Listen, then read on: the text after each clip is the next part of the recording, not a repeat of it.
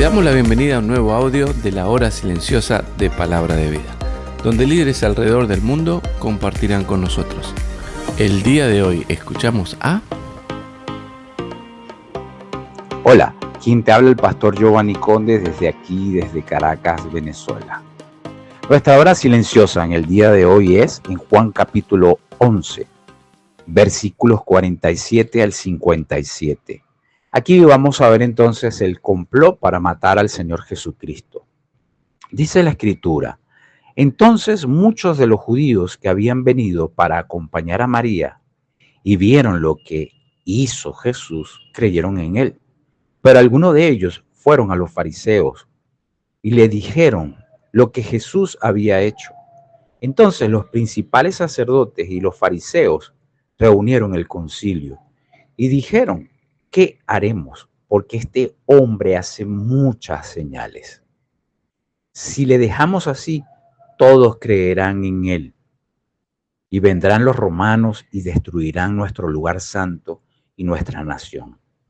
Entonces Caifás, uno de ellos, sumo sacerdote, aquel año les dijo: vosotros no sabéis nada, ni pensáis que nos conviene que un hombre muera por el pueblo, y no que toda la nación perezca.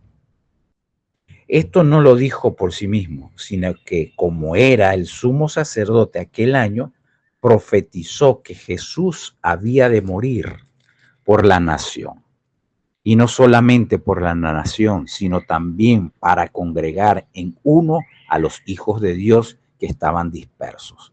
Así que desde aquel día acordaron matarle. Por tanto, Jesús ya no andaba abiertamente entre los judíos, sino que se alejó de allí a la región contigua, al desierto, a una ciudad llamada Efraín, y se quedó allí con sus discípulos.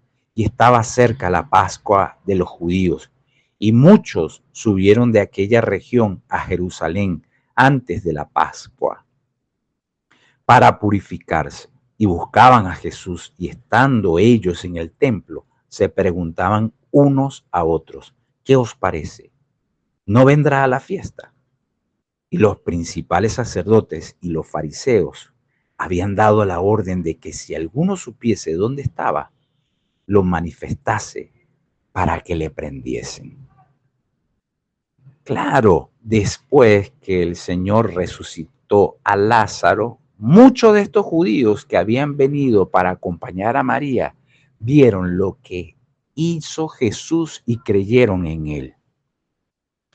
Pero fíjate, sin embargo, aquí vemos algunos de ellos, fariseos, y fueron y le contaron lo que Jesús había hecho. Entonces, fíjate, ¿a quién se lo contaron? A los principales, a los sacerdotes. Y ellos reunieron un concilio y dijeron: ¿qué haremos? Porque este hombre hace muchas señales.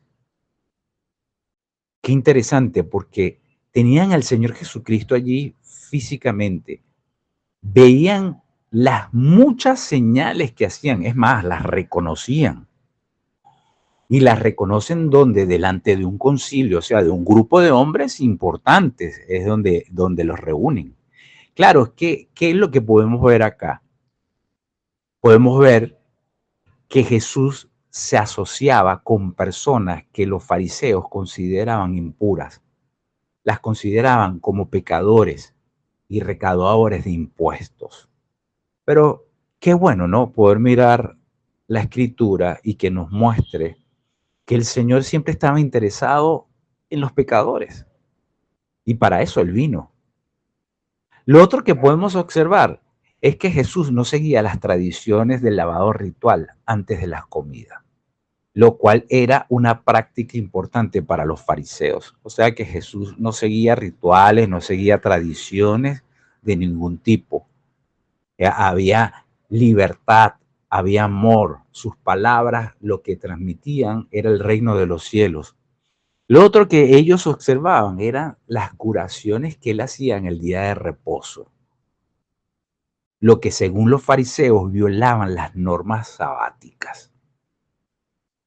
Entonces, Lo otro que también podemos ver y que es lo que podemos resaltar acá es una amenaza a la autoridad. ¿Qué veían los fariseos? Veían al Señor Jesús como una amenaza, como un tipo así de poder religioso.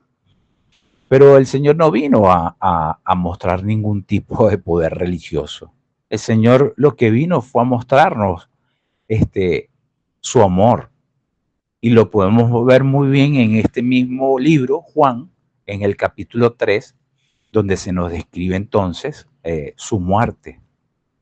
Así que podemos ver claramente que él no murió por una religión, o una religión no cargó con nuestros pecados.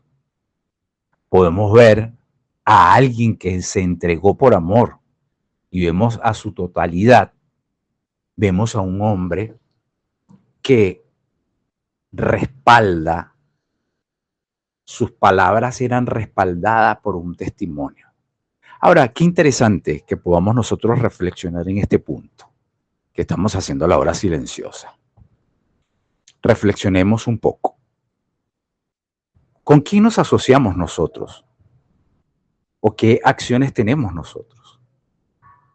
Somos tal vez cristianos culturales de ir el domingo o tener una tradición, pero tal vez no tener una vida de servicio, una vida consagrada al Señor. Tal vez estás en una iglesia y te sientes como amenazado por la autoridad, o que tú eres una especie de autoridad y que tienes poder sobre la gente. Realmente este no es el evangelio que se nos muestra, ni la vida de una persona que se ofrece en un sacrificio. Vemos que aquí no hay un tipo de poder humano, sino una autoridad espiritual, un poder espiritual que va más allá de la simple vista humana, sino que vemos a alguien que hizo que muchas personas se preocuparan en su tiempo, porque en el versículo 48 se nos dice, si le dejamos así, todos creerán en él. Y qué bueno sería que todos los seres humanos creyeran en él.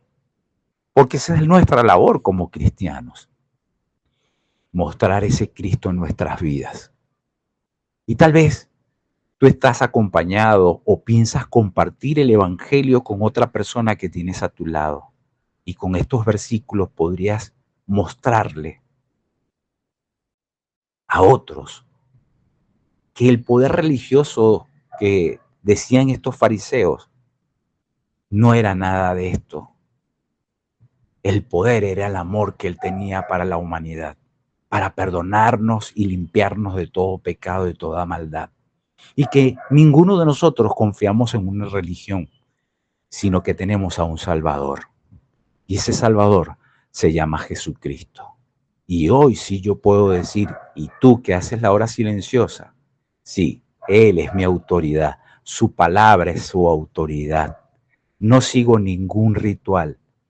Y sí busco también personas que están sumergidas en el pecado para mostrarle el amor que Jesús tuvo conmigo y el que puede tener con Él. Que Dios te bendiga y hasta aquí nuestra hora silenciosa. Gracias por escucharnos. Recuerda que este audio no reemplaza tu tiempo a solas con Dios. Te animamos a que escribas tus aplicaciones personales. Hasta mañana.